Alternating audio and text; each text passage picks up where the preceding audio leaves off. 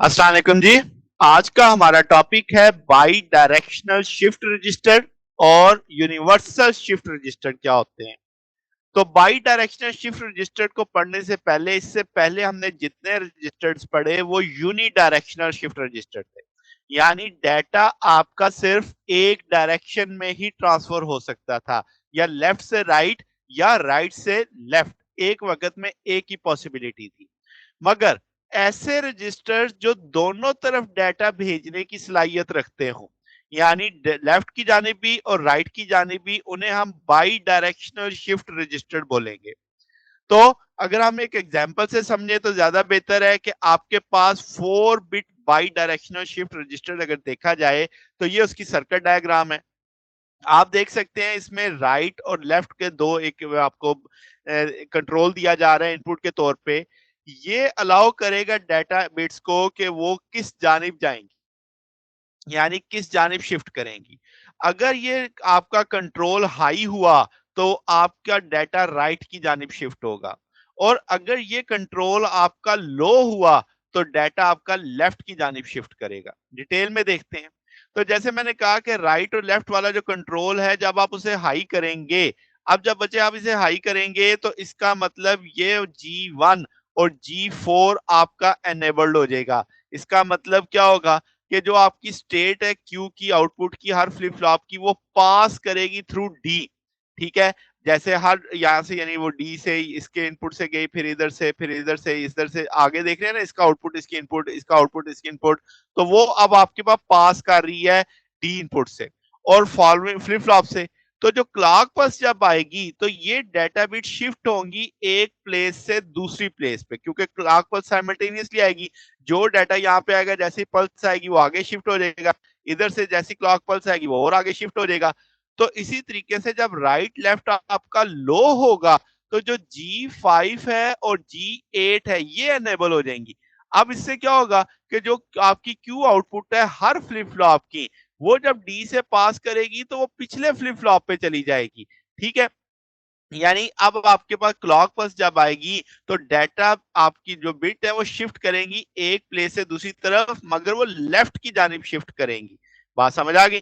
तो इस तरीके से आपके पास बाई डायरेक्शनल काम कर रहा होता है। अब इसी सोच के से हमारे पास बनता है यूनिवर्सल शिफ्ट रजिस्टर, यानी वो होता है बाई डायरेक्शनल ही है मगर साथ में कुछ चीजें ऐड हो जाती हैं, कि आपके पास ऐसा रजिस्टर जो आपके शिफ्ट राइट और शिफ्ट लेफ्ट की सलाहियत भी रखता है, मगर साथ में जो इनपुट और आउटपुट टर्मिनल है उन पे पैरेलल ट्रांसफर की सलाहियत भी रखता है। तो इससे हम shift registered with parallel load या यूनिवर्सल शिफ्ट रजिस्टर्ड का नाम देते हैं। इन जनरल आप कह सकते हो ऐसा शिफ्ट रजिस्टर जिसमें सीरियल और पैरेलल इनपुट आउटपुट कैपेबिलिटीज होती हैं। आप इसको इसी बात को डिटेल में लिख सकते हैं कि ऐसा रजिस्टर जिसमें एंट्री और जो रिमूविंग डाटा है वो चारों पॉसिबल मेथड से मुमकिन हो सकता है। ठीक है, अब इसके साथ साथ आप डाटा को राइट पे, लेफ्ट से राइट भी शिफ्ट कर सकते हो और राइट से लेफ्ट की जानिब भी शिफ्ट कर सकते हो। तो ये यूनिवर्सल आपके पास शिफ्ट रजिस्टर्ड काउंट होगा। अब आप कह सकते हो कि जो मोस्ट जनरल शिफ्ट रजिस्टर्ड है उसमें तमाम कैपेबिलिटीज वो हम देख सकते हैं कि एक शिफ्ट राइट कंट्रोल होगा, वो आपके पास एनेबल करेगा कि आपका शिफ्ट राइट ऑपरेशन और सीरियल इन सीरियल आउटपुट उसके साथ एसोसिएट होगा। फिर शिफ्ट लेफ्ट कंट्रोल होगा, वो शिफ्ट लेफ्ट ऑपरेशन को इनेबल करेगा, serial input serial output line उसके साथ एसोसिएट होंगी। अब इसी तरीके से पैरेलल लोड जो कंट्रोल होगा वो आपके इनेबल करेगा पैरेलल ट्रांसफर को, कि जो एन इनपुट लाइंस एसोसिएट कर रही हैं वो पैरेलली ट्रांसफर हो और एन पैरेलल लाइंस आउटपुट पे, यानी उसी तरीके से पैरेलल लोड जो इनेबल करेगा पैरेलल आउटपुट ट्रांसफर के लिए। तो अब आप कह सकते हैं कि भाई अब आपके पास जो क्लियर क्लॉक एक होगा ताकि तमाम रजिस्टर्स को जीरो पे एक साथ किया जा सके। फिर क्लॉक इनपुट होगी जो तमाम को एक साथ सिंक्रोनाइजली ऑपरेट करेगी। फिर कंट्रोल स्टेट होगी, वो इंफॉर्मेशन जो रजिस्टर में अनचेंज होगी तो क्लॉक पल्स करने पे, अप्लाई करने पे वो यानी आपके पास उसी को उसी हालत में वो छोड़ देगा। फिर अगर हम इसकी एक एग्जांपल देखें 4 bit by directional universal shift register की, तो आप कहेंगे जो पैरेलल लोडिंग है जो सिंक्रोनाइज होगी पॉजिटिव ट्रांजिशन के साथ, जैसे आप यहाँ पे देख सकते हैं। अगर आप इधर से समझे तो ये आपको पीजीटी दिख रही है यहाँ पे।